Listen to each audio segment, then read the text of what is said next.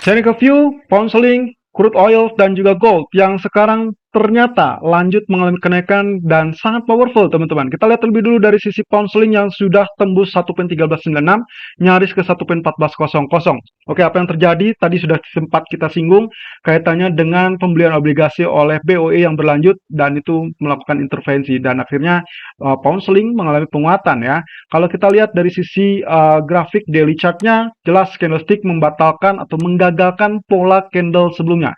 Ya, ini harusnya terjadi penurunan, tapi ternyata Anda lihat di sini, closing price berada di atas dari level high sebelumnya di tanggal 30 September.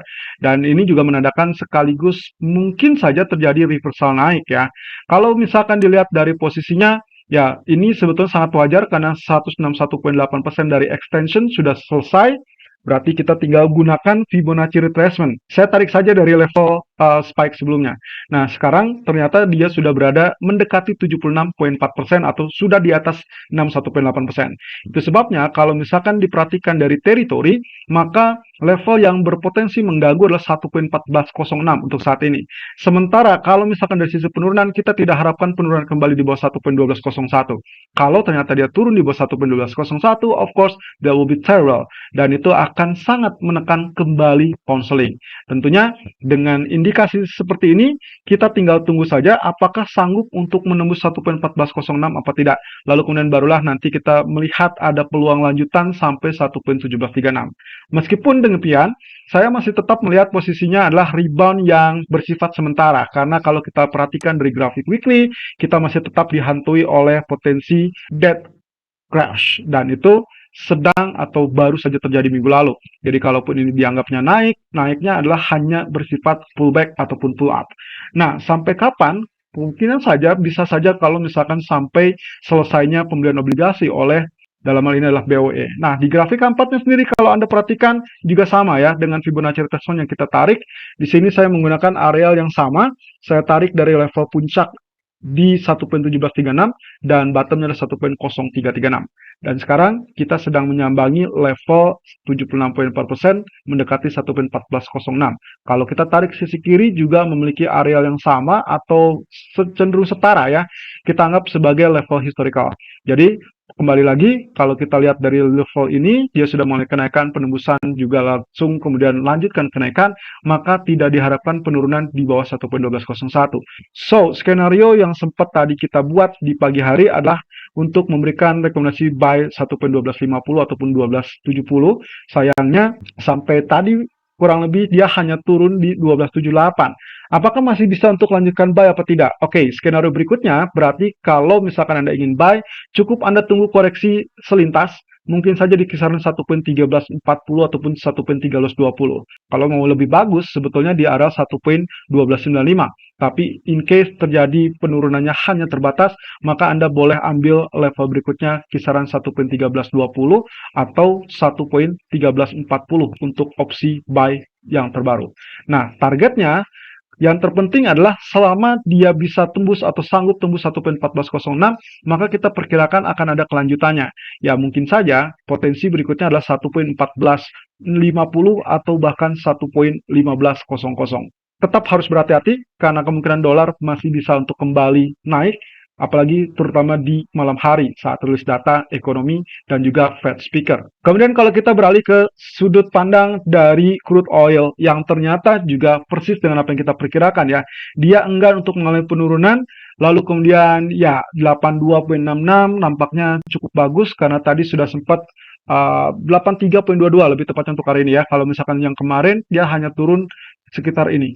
Dan itu sedikit tapi langsung dia rebound. Dan ini diakibatkan pertemuan GTC yang digagalkan atau dibatalkan.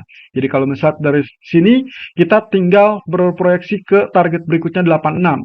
Tapi permasalahannya adalah level 84, 83 itu adalah level resisten kritikal.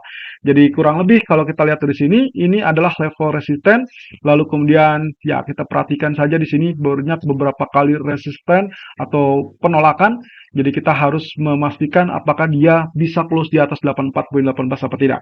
Kalau ya, Anda masih diperkenakan untuk tetap mempertahankan posisi buy Anda. Nah, sementara itu Dari pagi hari kita sudah sempat memberikan rekomendasinya adalah lakukan buy di level 8330, 8350 untuk target maksimum 8550 dan stop loss 8230. Apa yang terjadi? Ternyata di grafik pun dia sempat turun ke 83.22 tadi pagi ya. Jadi ini kurang lebih dia sudah sempat mengalami penurunan ke 83.22. Kemudian inilah level buy kita dan ternyata sekarang sedang mungkin saja bisa dibilang mendekati level TP pertama ya, karena high-nya masih 84.39, lalu TP kita adalah 84.50 untuk yang terdekat. Yang terjauhnya adalah 85.50.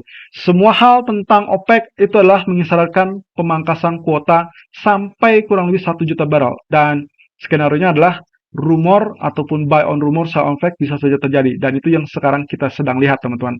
Jadi Anda masih tetap bisa lakukan buy, tapi saya sarankan lebih baik cari level koreksi. Level koreksi berapa? Kalau misalkan bisa seperti yang tadi pagi 8320-an, 83.50-an, kalau tidak mungkin anggap saja bahkan jauh lebih bagus kalau memang ternyata muncul 82.66. Tapi intinya level buy untuk yang terjadi untuk hari ini masih tetap bisa digunakan 8330 ataupun 8350-an. Atau other case adalah kalau dia next candle dari grafik keempat ini tutup di atas 84.20. Itu artinya Anda bisa lakukan follow buy begitu dia tembus 84.20. Lalu kemudian kita perhatikan lagi gold. Kalau misalkan kita perhatikan posisinya sudah di 1709, teman-teman. Apakah ini masih sanggup untuk berjalan naik atau tidak? Oke, satu hal yang pasti, kemarin kita sempat ingatkan terkait dengan potensi rejection yang ternyata, ya, kalau ternyata itulah strong resistance, sifatnya strong resistance hanya dua. Kemungkinan strong rejection atau strong breakthrough ataupun breakout. Yang terjadi adalah strong breakthrough. Jadi kemungkinan posisinya Anda kita lihat di sini level 61.8% di 1707 karena saya menggunakan level tarikannya dari 1765 ke 1614 dan sekarang kita sedang berada di level 61.8% tersebut. Anda tahu apa yang dilakukan? Yes, betul sekali. Kalau ternyata next candle bisa open di atas level 61.8%, that means this is probably positive dan kita masih bisa melihat untuk potensi kenaikan 1720 atau 1729. Tapi hati-hati karena kalau kita perhitungkan 1694 dengan 1710 berarti kita sudah naik sekitar 15 poin. Kalaupun misalkan dia ingin mengalami kenaikan, ya kita tinggal hitung saja apa memungkinkan untuk target 20 sampai 30 poin apa tidak.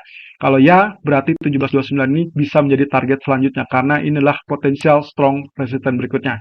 Tapi target perantara maka kemungkinan akan ada halangan di kisaran 17.12 sampai 17.14, teman-teman. Jadi ini Anda harus berhati-hati. Kalau saya lebih prefer mungkin kita tunggu saja koreksi terlebih dulu.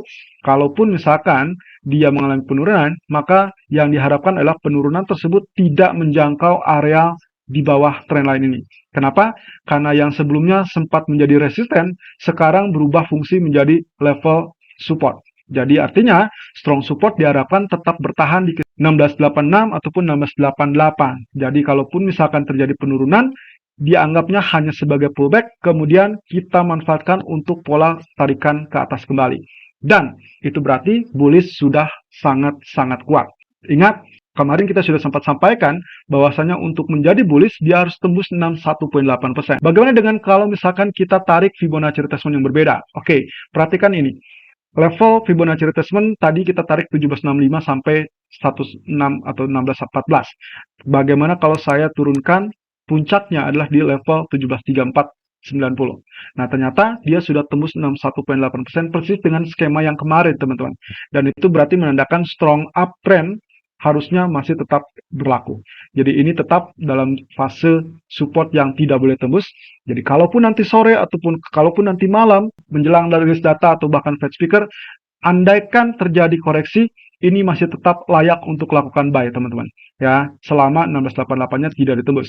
Tapi Anda bisa switch strategi melakukan sell, follow sell saja kalau dia tembus kembali di bawah 1674. Itu adalah skema yang cukup menarik. Bagaimana dengan posisi sekarang? Apakah saya masih tetap bisa lakukan buy?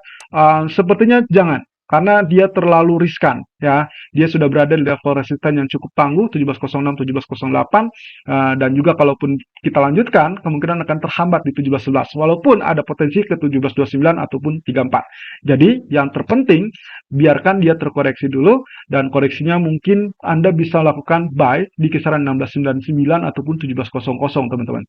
Itu yang paling menengah.